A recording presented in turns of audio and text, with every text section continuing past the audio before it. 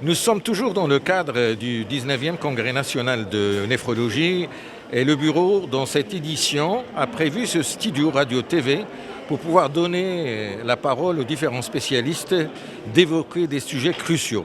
Par exemple, avec le professeur Selma Khayat, qui travaille au CHU de Casablanca, qui est professeur à la faculté de médecine de Casablanca, elle va se présenter. On va essayer de voir ensemble l'intérêt du dépistage précoce de certaines pathologies qui amènent comme complication à l'insuffisance rénale. À vous la parole.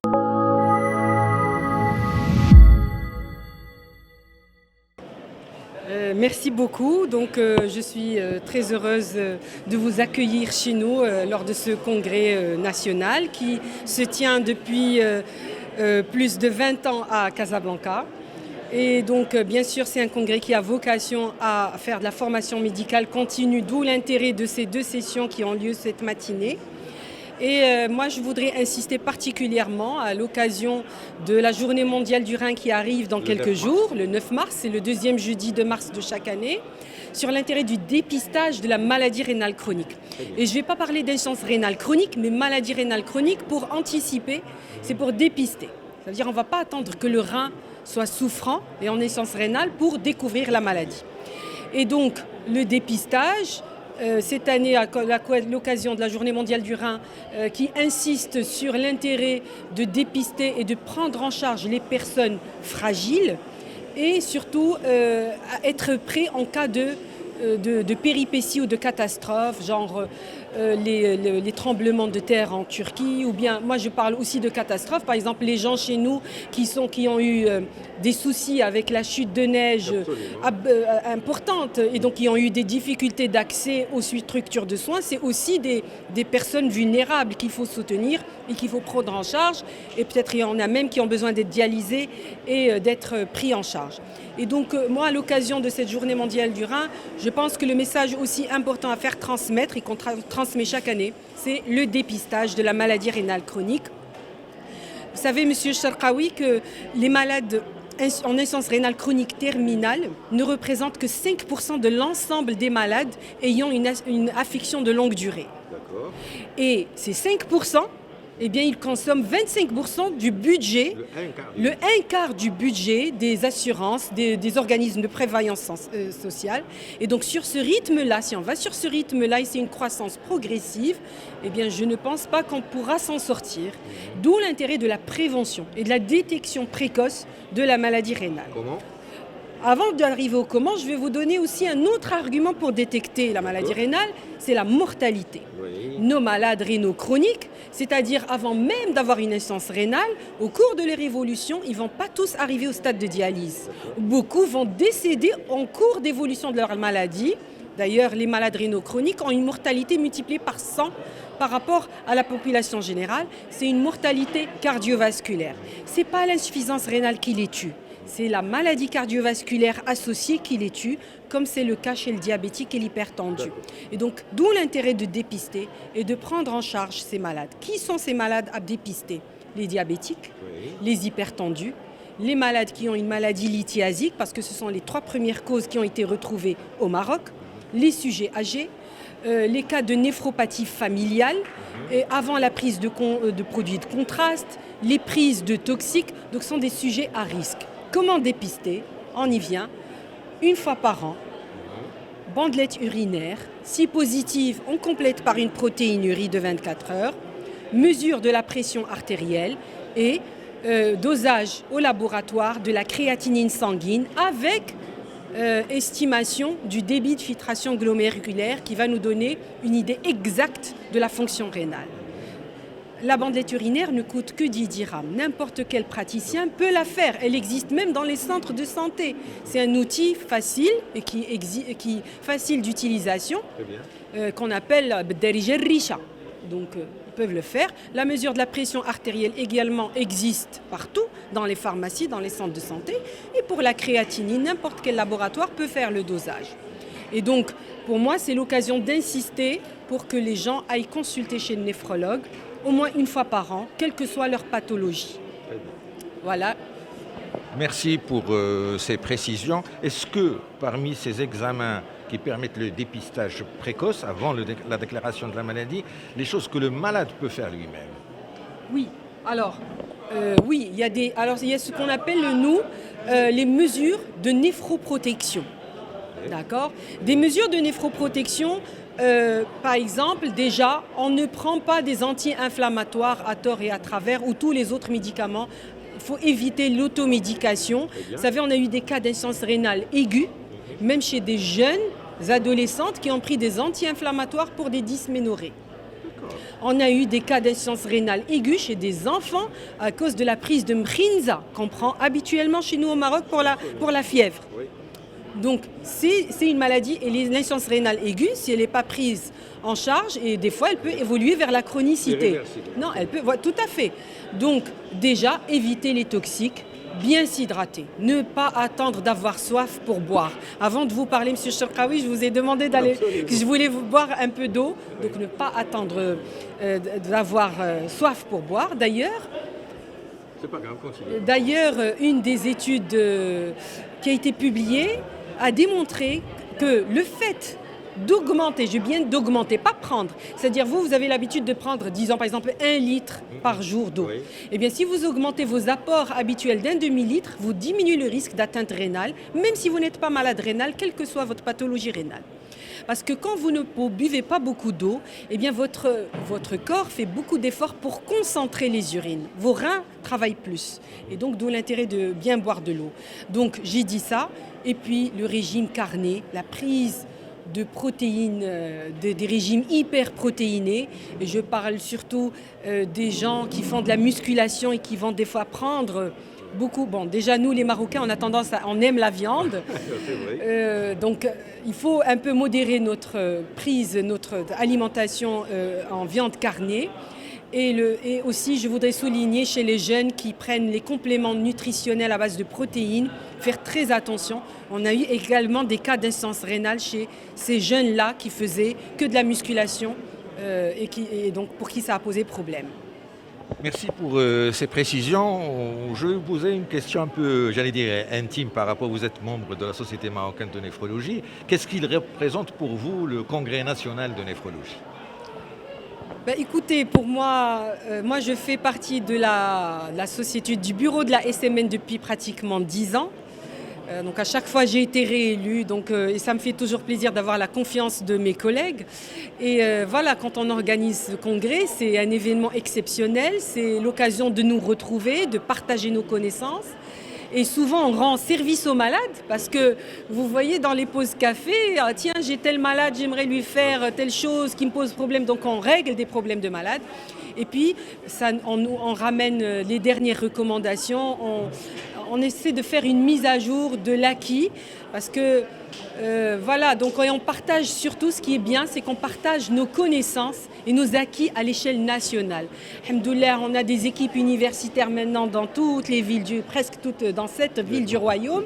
Et donc chaque équipe a sa propre expérience. Il y a des études qui ont été réalisées et donc c'est du concret.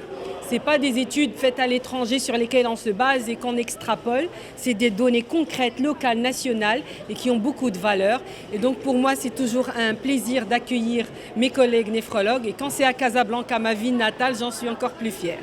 Professeur Khayat, il faut dire qu'au niveau marocain, maintenant, tous les malades, sur 37 000, 40 000 qui sont en stade d'insuffisance rénale chronique terminale, sont dialysés au Maroc. C'est une réalisation extraordinaire.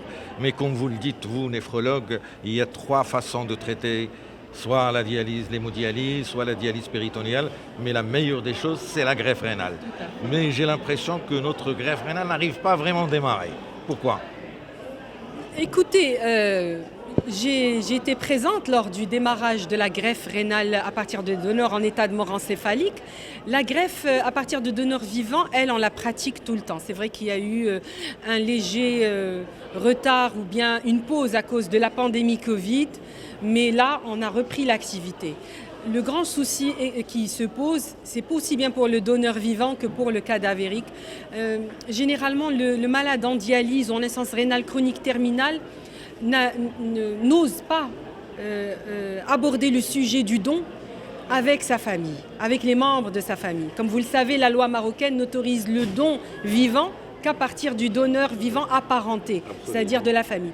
Et je trouve qu'on donne une trop lourde responsabilité, une trop lourde tâche à ce malade pour aborder. Je pense que c'est le rôle du néphrologue, de convoquer la famille et d'aborder le don qu'ils peuvent aussi bien accepter que refuser. Mais au moins de les éclairer sur le don, déjà pour qu'on accepte qu'une personne fasse le don, il y a tout un bilan qui est fait. Et donc tant qu'on n'est pas sûr que cela ne représente pas un danger pour le donneur, eh bien on ne fait pas de greffe. Donc déjà c'est pour rassurer les donneurs vivants. Maintenant on a aussi un grand souci par rapport aux donneurs à partir de donneurs en état de mort encéphalique. Il y a beaucoup d'efforts qui sont faits actuellement pour améliorer la prise en charge des malades dans les urgences, dans le ramassage par les ambulances. Il y a beaucoup des blessés. Il y a beaucoup d'efforts qui ont été faits.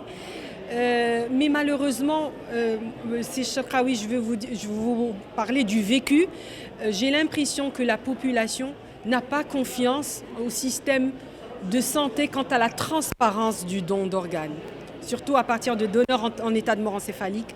Et là, je peux vous assurer moi-même, parce que j'ai moi-même géré la liste d'attente de Casablanca pendant plus de 10 ans, il y a la transparence pour bénéficier, parce que j'étais responsable de l'unité de greffe et donc je mettais à jour tout le temps cette liste d'attente et je la transférais par PV tous les mois au ministère de la Santé. C'est la transparence la plus totale. Donc ce sont que les personnes inscrites sur cette liste qui bénéficient, parce qu'on ne peut pas venir et dire « je veux être greffé ». Il faut que déjà qu'on fasse un bilan pré-greffe et que le dossier soit staffé, discuté entre les différents intervenants, réanimateurs, urologues, immunologistes, néphrologues. C'est qu'une fois que le staff a donné l'accord, que la personne est inscrite. Une fois qu'elle est inscrite, elle peut bénéficier de la greffe. Et donc, voilà, je mets le point donc sur la transparence la plus totale par rapport à l'attribution des greffons. Et si je vous donnais, je n'ai pas le droit, je ne vais pas vous le donner, mais si je peux vous assurer que sur la liste de tous les patients marocains qui ont bénéficié de greffe à partir de donneurs en état de mort encéphalique, c'est des gens de conditions modestes ou pauvres qui n'avaient que leur CNSS en leur possession. Donc ça, c'est un point pour donner confiance à la population, cette transparence. À votre avis, quels sont les autres éléments sur lesquels il faut agir pour encourager davantage le don d'organes chez la population marocaine? Vous savez, les Marocains sont à la base généreux. Oui. Je suis sûre que chacun d'entre nous, par exemple, s'il a quelqu'un proche de sa famille serait prêt à lui donner un organe ou autre. Moi-même, si mon frère, ma sœur, mon fils avait besoin, je lui donnerais. Mais notre culture n'est pas encore arrivée à ce stade de dépasser le cadre familial. Je pense qu'il faut penser à l'échelle, voilà, au-delà du cadre familial et penser qu'une amie ou quelqu'un d'autre peut bénéficier de ce don. Il faut modifier la loi. On peut la modifier dans le sens, par exemple, pour faire bénéficier, il y a 2 propositions de modification de la loi. D'abord, les amis proches, avec bien sûr les preuves de cette amitié. Donc d'ailleurs, cette loi existe en France et dans certains pays européens. Et puis la possibilité du don croisé. Le don croisé, c'est comme par exemple vous, moi je peux vous donner mon rein, je suis votre sœur, mais on n'est pas compatibles. Et un autre couple n'est pas compatible. Et donc on croise. Au lieu que je vous donne, je donne à l'autre et l'autre vous donne. C'est ce qu'on appelle le don croisé. C'est un peu plus difficile sur le plan législatif, mais ça existe en Europe et à nous, et ça peut régler pas mal de problèmes. Il faut beaucoup de garde-fous. Tout à fait. Il y avoir des dérives. Écoutez, quand c'est 2 couples connus qui vont que se donner entre eux, le problème ne se pose pas. Maintenant, le problème qui se pose, si ça marche pour l'un et pas pour l'autre. Oui, absolument. Voilà. Alors, vous êtes néphrologue et vous le savez, malheureusement, nous avons 4000 décès par accident de la voie publique au Maroc. C'est d'énormes potentiels, 2 cornées, 1 cœur, 1 rein. Pourquoi il n'y a pas, j'allais dire, une sorte de travail avec la sécurité routière pour pouvoir bénéficier, si je peux me permettre, de ces décès accidentels? Alors ces décès accidentels, effectivement, sont les plus... sont généralement des jeunes accidents de la voie publique et ce sont ceux qui présentent le plus les états de mort encéphalique. Le ramassage de ces AVP se fait par les ambulances, c'est-à-dire la sécurité, la protection civile. Et la protection civile est tenue d'amener ces patients dans les différentes structures hospitalières publiques du royaume, dans les CHU. Et donc c'est pour ça que je vous ai dit, tous les efforts sont faits pour humaniser ces urgences qui sont débordées. Il faut le dire, les urgences du CHU de Casablanca sont débordées. Tous les CHU, moi je parle de Casablanca parce que j'y suis. Et donc d'humaniser, et on a des personnes qui ont été formées et dédiées à aborder les familles dans des situations pareilles. Donc voilà, il faut peut-être améliorer, comme je vous ai dit, ces conditions de ramassage et d'accès aux urgences, parce qu'on a tous des difficultés à faire des scanners, à être admis aux urgences. C'est comme ça, mais pas qu'au Maroc, partout dans le monde. Et surtout, moi, j'insiste sur, voilà, il faut sensibiliser la population. Il faut qu'on soit tous unis, les médias, les médecins, les pouvoirs religieux, politiques, vraiment pour sensibiliser et mettre en confiance cette population. Parce que comme moi, par exemple, vous, un tel en a besoin cette fois-ci, un autre jour, peut-être que j'en aurai besoin. C'est comme ça qu'il faut penser. Il ne faut pas être égoïste et penser aux autres. Très bien. Professeur Khayat, merci.